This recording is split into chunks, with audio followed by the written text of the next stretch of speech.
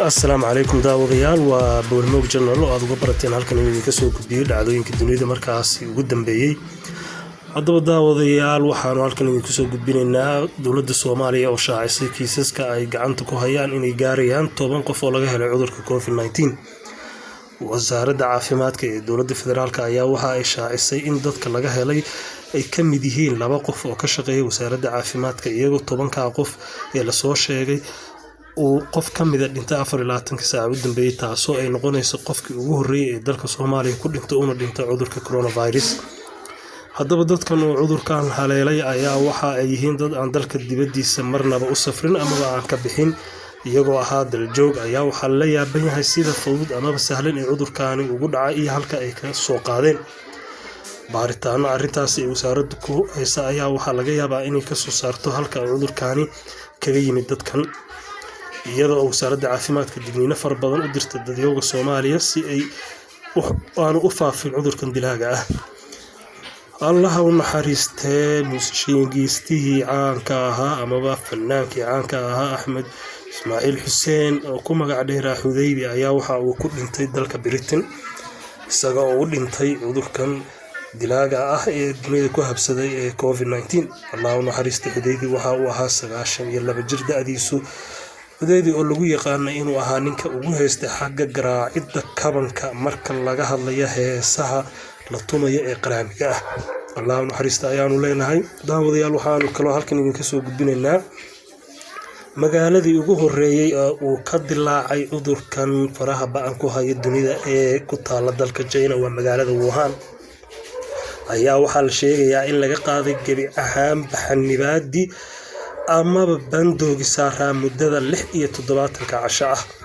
magaaladan oo ay dowladda China hadeer ku soo rogtay in ay dadku ka bixi karaan oo ay fasax buuxa siisay ayaa waxa ay dadku bilaabeen inay ku safraan gaadiidka kala duwan sida tareenada, basaska iyo diyaaradaha. magaaladan oo ahayd magaaladii ugu horeysay ee dunida lagu arko cudurkan ayaa waxa ay ahayd magaalo xaniban amaba ay ka go'doonsan tahay dunida inteeda kale muddo 76 cisho ah. dowladda China ayaa waxa ay sheegtay in magaalada Wuhan gebi ahaanba ay ka nadiifisay amaba ay ka tirtirtay cudurka coronavirus iyadoo oo sheegtay inaanay wax kiisas cusub aan laga hayn asbuucyadii ugu dambeysay. haddaba waxaanu daawadayaal halkan idinka soo gudbinaynaa oo kale dalka Imaaraadka amaba dowladda Isutaga Carabta ayaa waxa ay deeq isugu jirta dawooyin iyo waxyaabaha lagaga hortago faafidda cudurka ay ka mid yihiin sida maaskarada wajiga lagu xirto iyo galoofiska gacmaha la gashado. waxa ay keentay labada maamul ee kala ah Puntland iyo Soomaaliya iyadoo halka ka dejisay 2 diyaaradood oo sida shixnadaas.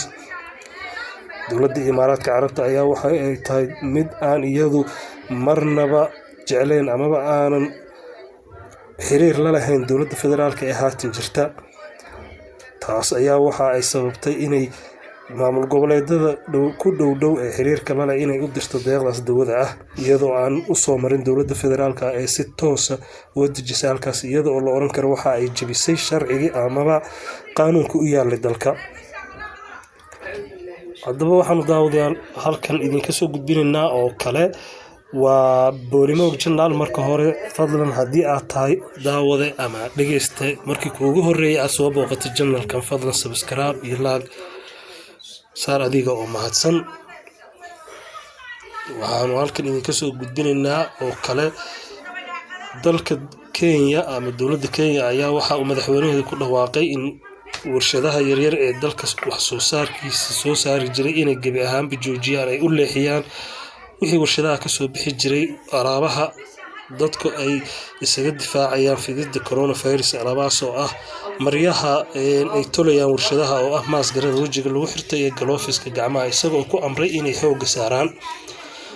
waxaanu dalka Mareykanka daawadayaal isagana idinka haynaa afhayeenka aqalka cad ka tirsan xisbiga dimuqraadiga Nancy Pelosi ayaa waxa ay ku cadaadinaysaa in maamulka Trump uu saxiixo 250 milyan oo dheeraad ah oo loogu gargaarayo shacabka dalka Mareykanka loona qaybinayo guud ahaan gobolada iyo isbitaalada dalka Mareykanka iyagoo lagu gadayo lacagtaasi dawooyin iyo agabka muhiimka ah ee waqtigan loo baahan yahay Mareykanka oo dalka uu aadka ugu sii baahay cudurkan.